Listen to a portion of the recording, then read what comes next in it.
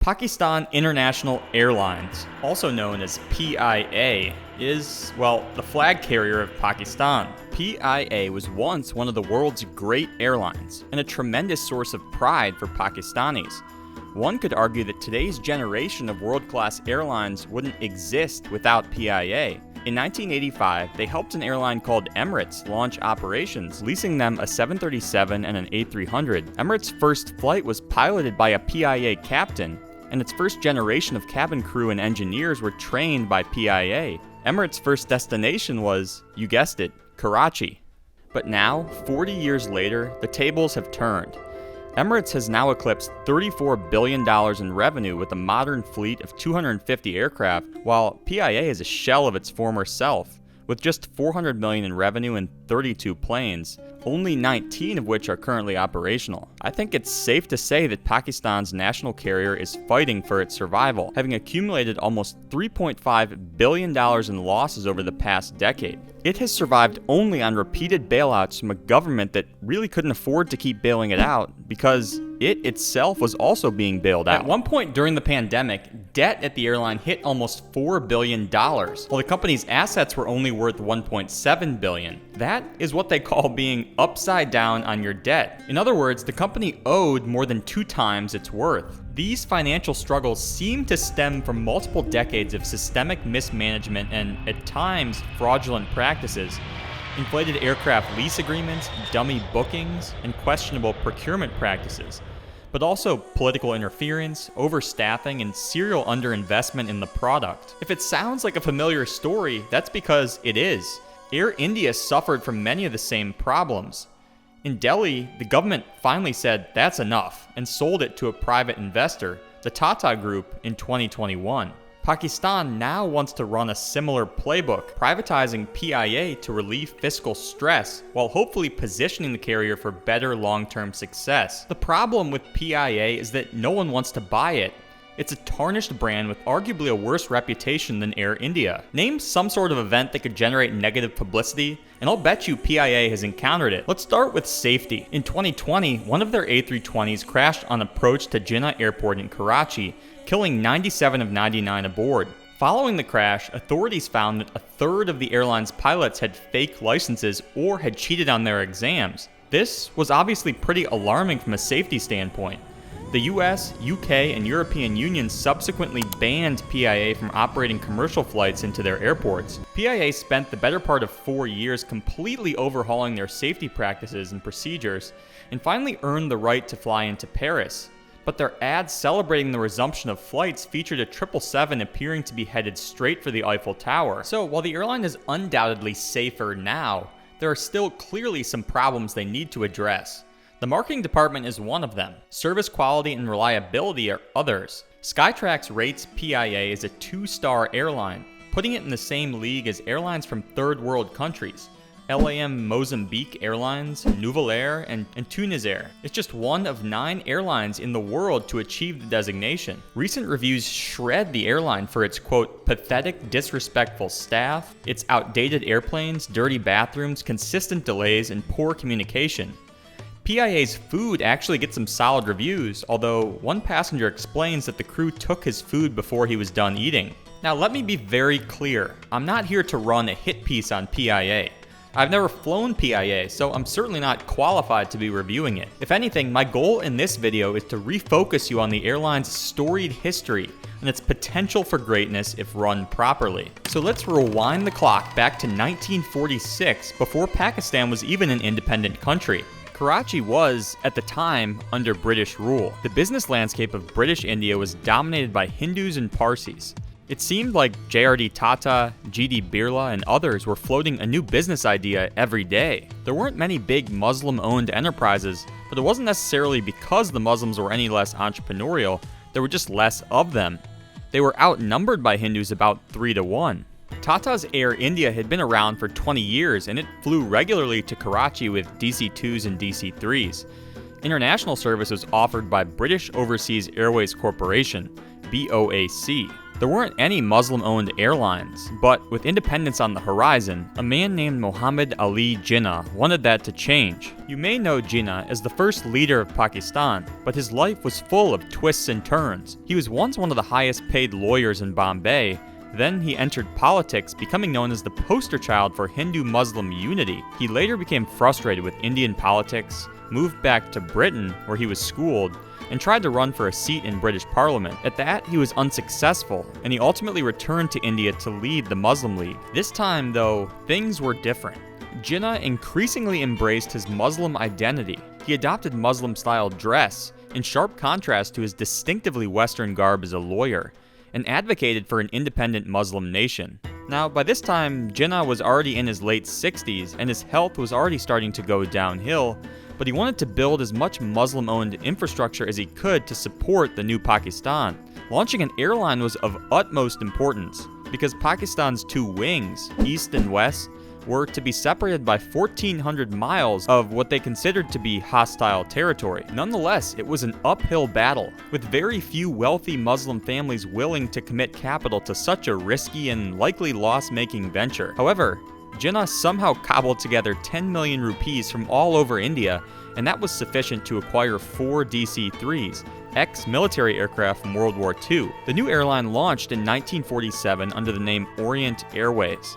Its first route was Calcutta to Rangoon. I don't know why the first route didn't touch modern-day Pakistan or Bangladesh, but I presume it had something to do with how routes were allocated between India's domestic airlines at the time. At any rate, it didn't really matter because within 2 months of the first flight, Pakistan was born, setting off one of the single largest migration events in the history of mankind, with an estimated 15 million people crossing through Punjab and Bengal in a matter of months. Now, of course, most people traveled by foot, train, bullock cart, or boat, but Orient Airways tried to help out where it could, running relief operations between Delhi and Karachi in partnership with BOAC.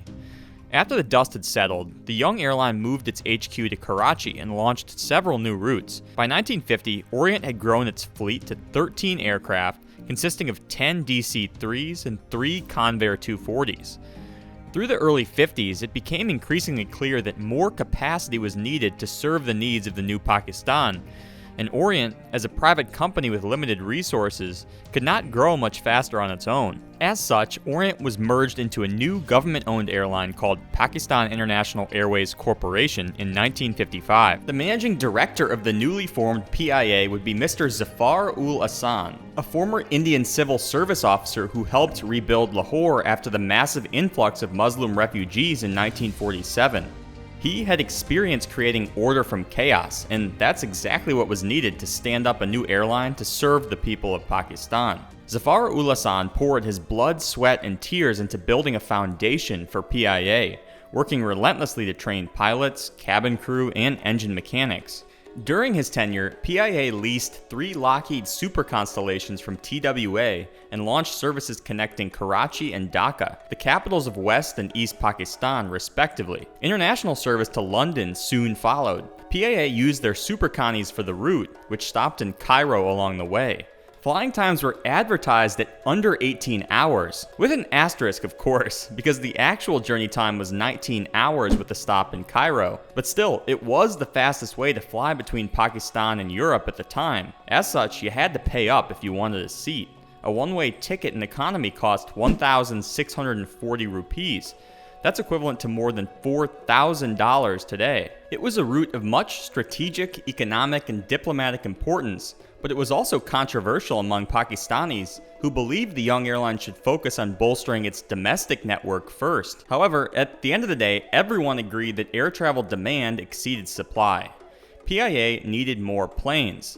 Passenger numbers were growing at a rapid rate of 20% a year, and they nearly doubled between 1955 and 1958 alone, reaching 200,000 by 1958. Now, here at Flaps 10, we may not be at 200K, but I'm hoping we'll get there someday. There's so many amazing topics we've yet to cover, a big backlog, if you will, of compelling stories. But there's a bit of a bottleneck in the Flaps 10 factory, and that bottleneck is, well, me. I've spent the last few years pretty much doing everything myself. The research, the scripting, the editing, And I've realized it's just not a very efficient process. I'll have scripts done quickly, but it takes me ages to edit, and I'm not very good at it. I also have done some experimenting with a website and an Instagram, but keeping both up to date has proven difficult without significant sacrifices to my personal life and sleep schedule, both of which I value very much. So I think it's time to come clean and admit that I need an editor. And when I say editor, I probably mean editor plus.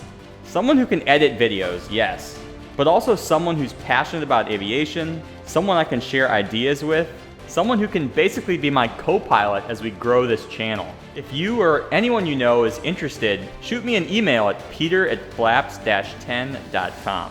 And to be clear, this would be a paid position. Okay, with that out of the way, let's get back to the video. PIA's financial situation in the late 50s still wasn't great, but that was sort of to be expected given its small fleet size, infrequent services, and reliance on very finicky aircraft, especially the superconnies, which were often out of service due to engine issues. To bridge the gap between the DC-3 and superconnies, PIA ordered Vickers Viscounts, which started arriving in early 1959. Now, at this time, Pakistan's political landscape was changing pretty dramatically. Following a military coup, Pakistan's commander-in-chief of the army, General Muhammad Ayub Khan, took control of the government. Khan dismissed the first managing director of PIA and replaced him with Air Commodore Noor Khan. Yes, another Khan, but no relation, I don't think. Now, I know what it sounds like. A new dictator comes in and fires people just as a show of power, but that's actually far from the truth. Although he was technically a dictator, President Khan was actually pretty popular. His martial law was seen as a stabilizing force in a country that had suffered from political instability and corruption since its founding. His policies led to a period of economic prosperity through the 60s. GDP grew at over 6.5% a year, and average household incomes grew 30 to 40%, which significantly improved living standards, especially in urban areas. Pakistan's strong economic position and rising international profile provided the perfect backdrop for Noor Khan to build PIA into a world-class airline. Now, Noor Khan himself is a fascinating story. He wasn't just some career bureaucrat. He was born into a military family, he served as a fighter pilot in World War II, and was promoted to a commanding officer in the Royal Indian Air Force before partition. After partition, he decided to join the Pakistan Air Force, where he commanded 4 separate PAF bases between 1955 and 1959. So not only was he a supremely skilled pilot, but he was also an effective leader. And this made him perfect for the PIA job. He acted with extreme urgency, knowing that Pakistan's national pride was on the line. As airlines around the world beefed up their fleets and route networks, it was a race to prove Pakistan could keep up, especially against neighboring India. And Air India was setting the standards for excellence at the time. They were the first airline in Asia to order jet aircraft, and they planned to take delivery in early 1960. PIA was a little bit behind the curve. They didn't order their own jets until 1961. However, Noor Khan was undeterred, and he found a workaround. He wet leased a Boeing 707 from Pan Am, and in February of 1960, PIA became the first Asian airline to actually fly a jet aircraft in commercial service. After a year of successful 707 operations to London, PIA launched services to New York. It was a once-weekly service that stopped in Tehran, Beirut, Rome, and London, but still, it was a major milestone for the young carrier, and it helped put PIA on the map in North America. By this time, PIA was really starting to dial in its service. The airline started sending its employees abroad for hospitality training. They engaged wine-tasting experts. They started breeding their own chickens to make sure passengers would get the freshest chicken and eggs on their flights. PIA took passenger feedback seriously. Comment cards were distributed on every international flight, and Mr. Noor Khan apparently read every single one of these cards himself. These efforts were sufficient to attract some high-profile passengers.